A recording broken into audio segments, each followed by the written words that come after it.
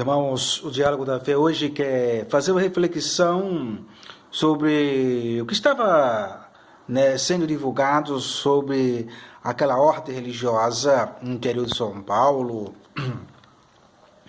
os arautos evangelhos, onde há muitas denúncias de jovens pelo mau comportamento e a mau conduta daqueles líderes que lá estão, com pessoas, fazendo, com que aquelas pessoas sigam algumas disciplinas.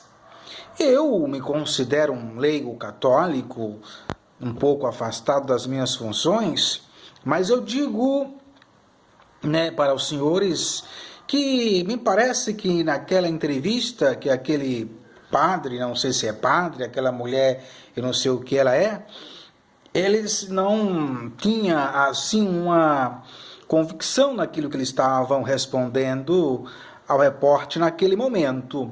E eu analisando tudo que era indagado, ele respondia mal e colocava a pergunta para aquela moça, aquela senhora, eu não sei qual é a função dela religiosa ali.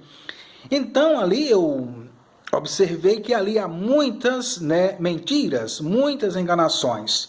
Analisando o olhar deles, dos dois, analisando o perfil, o comportamento e a conduta que eles davam como resposta objetiva.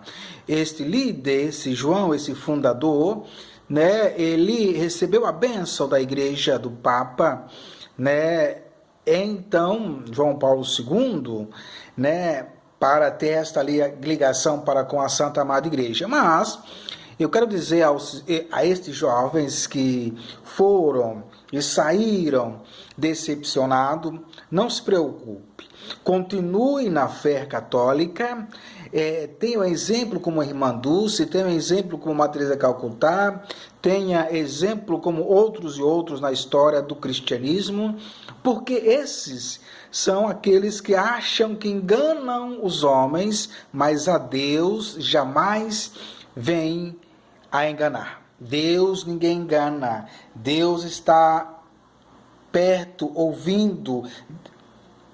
Ele está em todos os lugares. Todos aqueles que dizem, que estão fazendo com que aquelas pessoas repitam, siga algumas ordens, mas nós sabemos que há muitas lamas, há muitas falcatruas ali dentro, em outras denominações. Eu acredito que todos nós católicos temos que ter essa igreja como base de fé, porque foi o próprio Jesus que determinou, e todos aqueles homens de fé e de boa conduta que se entregaram a serviço dos outros. E o que eles estão fazendo ali não tem nenhum tipo de serviço, não tem nenhum tipo de algo que venha ajudar a sociedade que necessita de alimento, necessita de remédios, necessita de um Cristo presente na vida.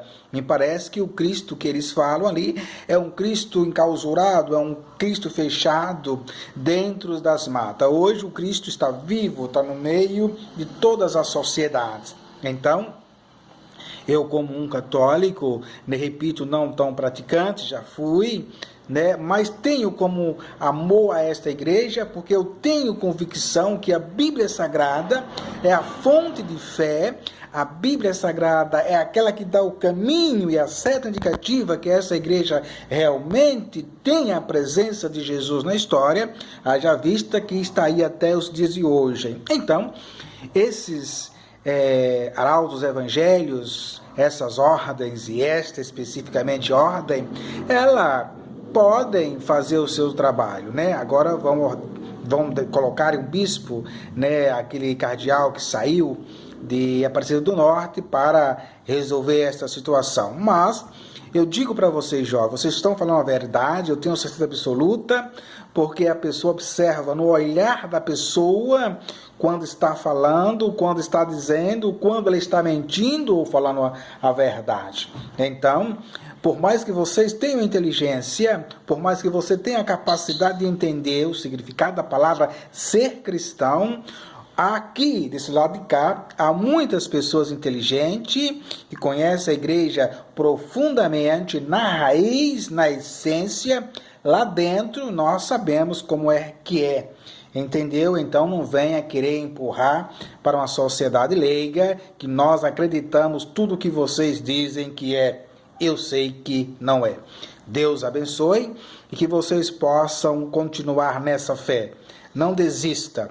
Não traia a igreja, seja o anunciador dos evangelhos de Jesus Cristo, os 4, para que vocês possam alcançar a plenitude da vida eterna na Santa Amada Igreja. A Igreja Católica Apostólica Romana, ela realmente tem, né, as suas ovelhas, né, e os seus cordeiros, mas Jesus está presente em todo santo dia. Deus abençoe, não desista, tenha fé, porque eles não vencerão. A verdade terá a plenitude aos olhos de Deus. Deus abençoe.